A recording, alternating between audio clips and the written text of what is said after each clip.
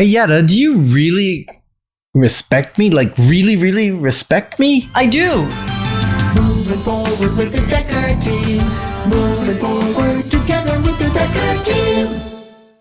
Welcome to another episode of Life's Inside Track. I'm Yetta Decker. And I'm Ken Decker. And we're excited because we get to share techniques, thoughts, tips, tools, and tactics that we all need.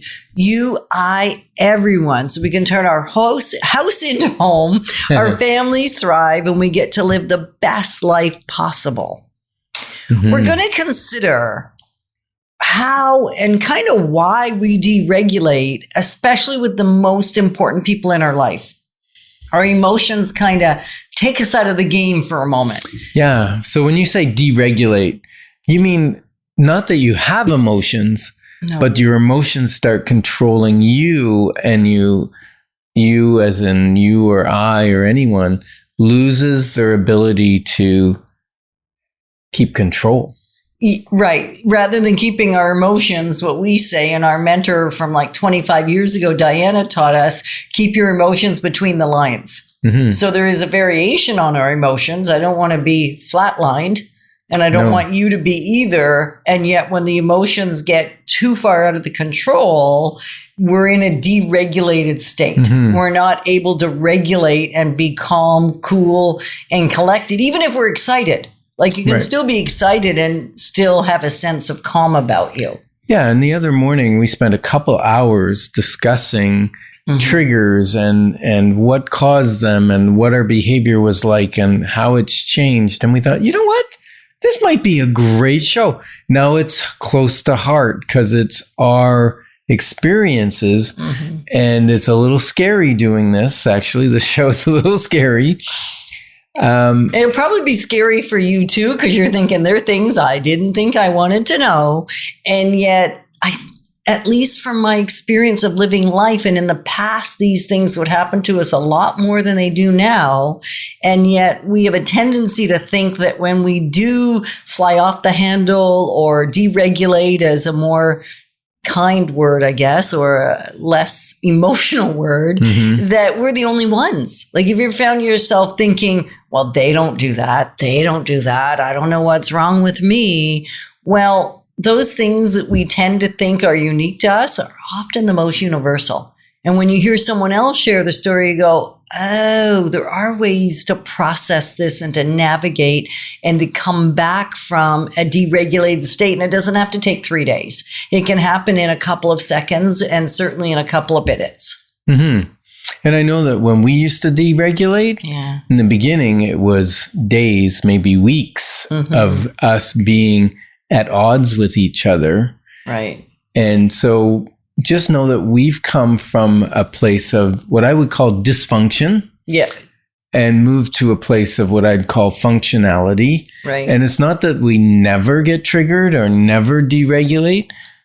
And we're going to talk about how that's changed for us and how we made those changes. Right. Because you may be able to grab something from it and say, I'm going to try that on like I would try on a coat, test it in my own experience in my own life, and see if it works for me. Because none of this stuff we teach you pretty much, except solid real estate strategies, are a one size fits all. And even then a different strategy for a different person. Yeah. Right. And so your big thing you started the show with was respect. Yes. And you know, it's like people say, I like unconditional love. There's a thing called unconditional respect, but it's almost unheard of. And most people say, respect, you need to earn my respect. Right. And you'll lose my respect. And I had this thing about wanting my kids to respect me. I wanted to be right. I wanted my actions to be right. And I wanted them to respect my commands, basically, right? And then I ran into a strong-willed child named Ryan, and we hit heads from time to time. And what I found was because I wanted respect, I got louder, I got angrier, I was yelling. And did I get compliance? Yeah, kind of in the end.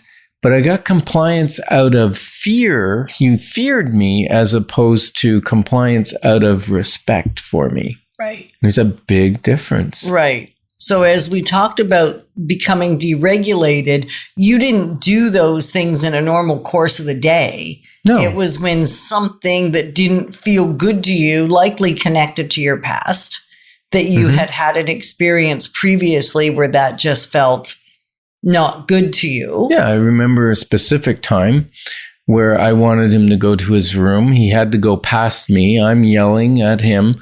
You're very upset with my behavior. My daughter's crying, and he's afraid to go past me to go into his room where I want him to go.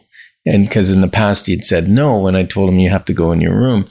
And that was disrespectful to me. And so I elevate, I get aggravated, I get deregulated, and then he gets more deregulated. And when maybe you've had this occurrence where at first it was discipline, then it became punishment, because as he deregulated, he had a harder time responding to me, and I would add more punishment to it, more time. Okay, you've lost your computer for half a day. Okay, you've lost your computer for a day. Okay, you've lost your computer for a day and a half. You lost your computer for a week. And it just kept escalating. But when he was in that state of fear and escalation, he couldn't respond the way I needed him to respond. Or even the way he wanted to respond.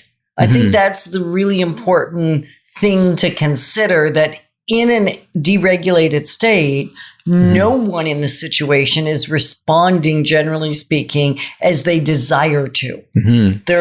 They're responding out of, could be fear, could be frustration, could be lack of respect. It could be all kinds of reasons for the trigger. And yet no one is responding rationally. Right. So when I finally got him to go into his room, then I go into my room.